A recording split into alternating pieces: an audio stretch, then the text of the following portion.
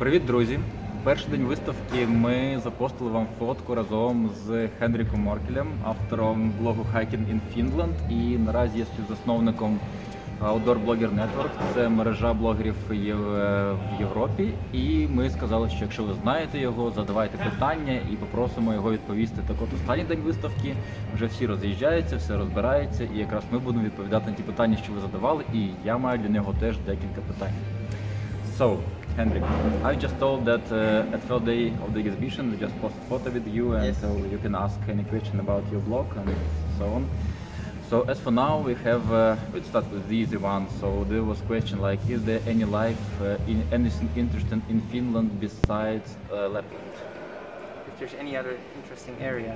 Yeah, of course. There's the south where you got the whole coast and the archipelago, and then you got lots of lakes and forests. And yeah, you got from north to south, there's lots of really nice places to go hiking and climbing and other things. So even climbing? Yes. It's like bouldering or? Bouldering, climbing, ice climbing. If you are talking climbing, what area it would be in Finland? You can go rock climbing in Repovesi, which is closer to Russia in eastern Finland. There's like a 60-meter wall, and then there's a 70-meter ice fall in the winter, which is in Lapland, close to Kuusamo, which is a popular skiing resort. And the second question was like from the guys who want to visit Finland, but they don't know what kind of trek should they take. So if you can advise like 2 or 3 multi-day hikes in different parts of Finland. Yeah, so the first one probably would be Repovesi. It's in eastern Finland. It's quite easy if you take the train to Helsinki, and then from there with the train and bus to Repovesi, and it's super beautiful. There's lots of little hills with really good viewpoints and also lakes. Further in the north in Lapland you have the Urho Kekkonen National Park.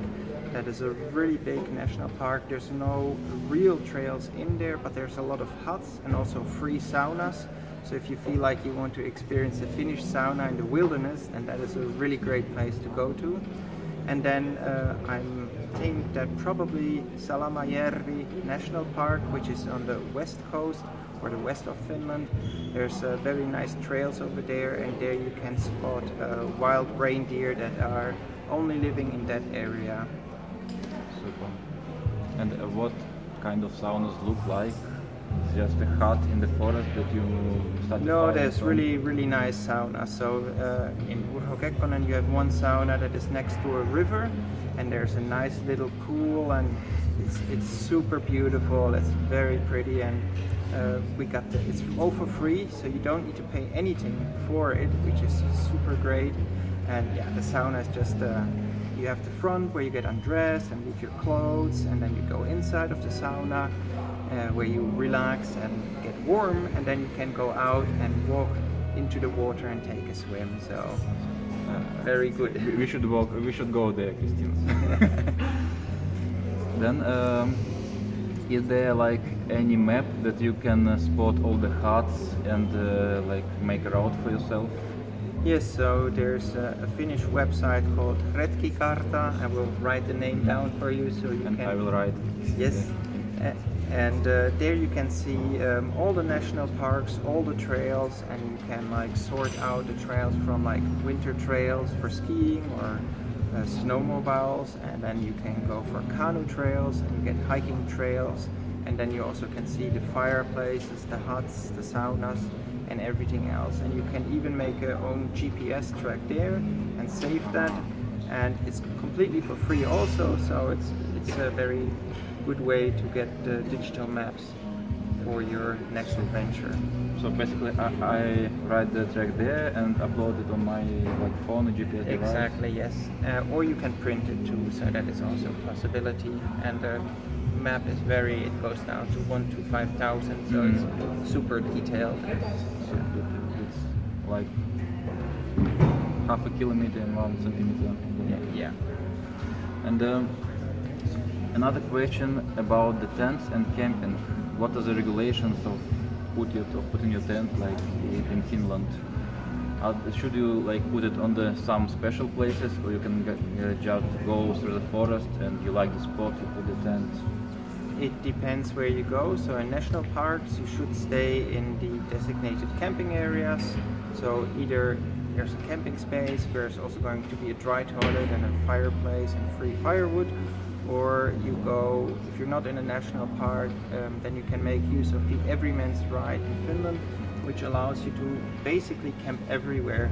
The most important thing to keep in mind with that law is that you're not going camping in somebody's garden. So if there's a house close by, you should stay around 200 meters at least away, or ask the people if it's okay to camp over there.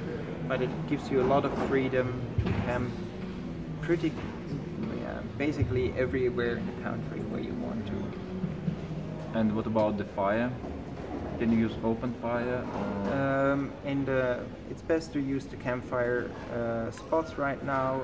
It's been really dry in Finland, so there's a lot of fire warnings right now in effect. So it's better to pay attention to these and keep to the fire rings and not make them super big. So that would be not nice if the forests burn.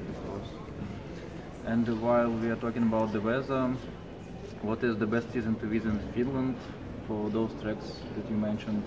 Oh, if I would go, I only would go really in the autumn, because then there's almost no mosquitoes anymore. There's no other insects which are really troublesome, and the foliage of the trees, it's really beautiful, and also the bilberry bilberry shrubs. So the blueberries, they all get red, and and then you got the golden leaves of the trees, and that's just super beautiful. That's like September? Yeah, September, October. In Lapland, it also could be already at the end of August. And if someone are going to go to Finland, like in July, should you bring like mosquito net? And oh yeah, definitely bring a mosquito net and long clothes, and no sandals. And now a couple of questions about your blog. Okay. How long have you been doing this? Next year the blog will be 10 years old. Is it gonna be like a like maybe at ISPO or outdoor. Are you happy with the blogging community in Europe, for example? I think it's pretty good, especially like over here, the people that are gathering here at this fair. I think it's a very good feeling, and it's nice to network, and we know each other since 4 years, I think, and it's always nice to see you and Christina and all the other bloggers over here, and it's just it's a really good feeling together. So, and 6-7 years ago I already organized one, like getting together with other bloggers from Scandinavia, and then we went, and that was before that was normal, so we went to go hiking together in Sweden for a week, and that was also super fun. It was like Ultralight Summit or no? Yeah, no, actually before that even. So Ultralight Summit that brought people from the US, from Europe and from Japan together, and we were hiking in Slovenia the first time. That was 7 years ago. And before that we were hiking with Nordic light packing, so that were like 7 or 8 blogs that were from Scandinavia, and we were hiking in Sweden. And how was the blogger life for you? Like, everyone thinks that if you're a blogger then you are traveling non-stop, but still like you have family and so on. Yeah. So how many time you spend with your family? Do you take them on the trips with you?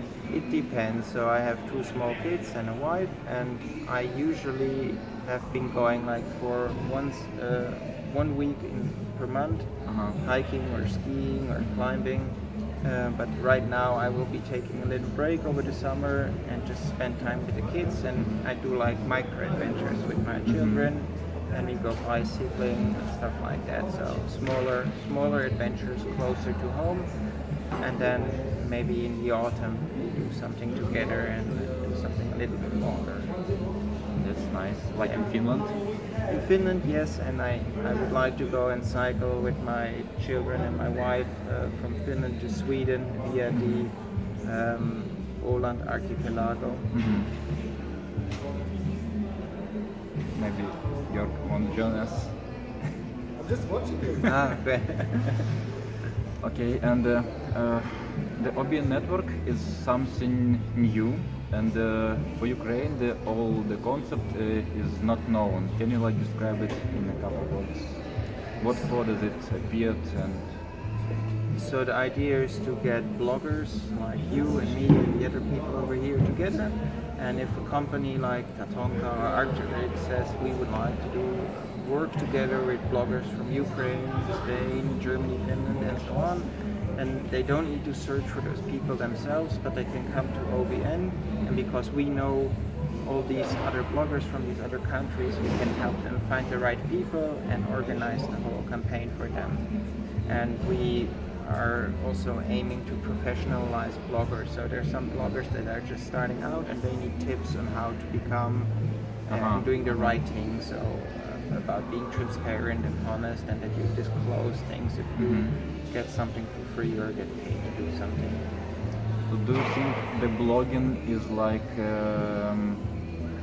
really? Can you say that the blogging is a professional media that influence the market? I do think so, yes. So if I'm sure you're also familiar that if you say, for example, the Osprey Levity is a very good backpack, if you think that is if you want to go lightweight, and the beauty of with that pack, for example, is that you can go and try it on in a shop in Ukraine, in Finland, everywhere else. So I do think we're honest and authentic, and because we use these things for many weeks and months before we say anything about it. Yeah. So yes, I definitely think that bloggers and content creators are a very credible media and can influence buying decisions. And what about like if someone from Ukraine wanna join your blogger network? How does it work?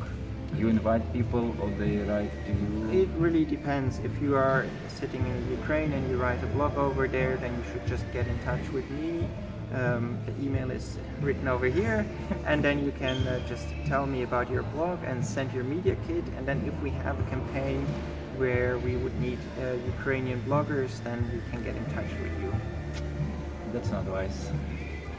Okay, maybe Christina, you have some questions for Hendrik? No? We're a bit tired from the exhibition, so thank you very much. It was like, Thank you, Anton. It's you're always a pretty pleasure. famous here in Ukraine. A lot of, I think most of our friends know you. Thank so, you. Thank you for the talk, and I think we will see you like in half a year. Yeah, and I also need to say that you two do a great job, and I'm super excited always if I see your beautiful photos from Ukraine and the backpacking trips with all your readers. So I hope maybe one day I can celebrate with all of you and share a campfire in the mountains of the Ukraine. Really beautiful. If you'll ever want to come to Ukraine, we will do the best we can to make it perfect Then I will experience. definitely try to come. Thank you. Thank you. Дякую, що подивилися. Це був Хендрік Моркель, автор блогу Hiking in Finland і співзасновник Outdoor Blogger Network. Ми з ним дружимо вже декілька років, і він є дуже крутою людиною. Я всі посилання на всі його блоги, YouTube і Facebook дам в описі до цього відео. Тож підписуйтесь теж, це справді крутий фотограф, мандрівник і блогер. Дякую і щасливо.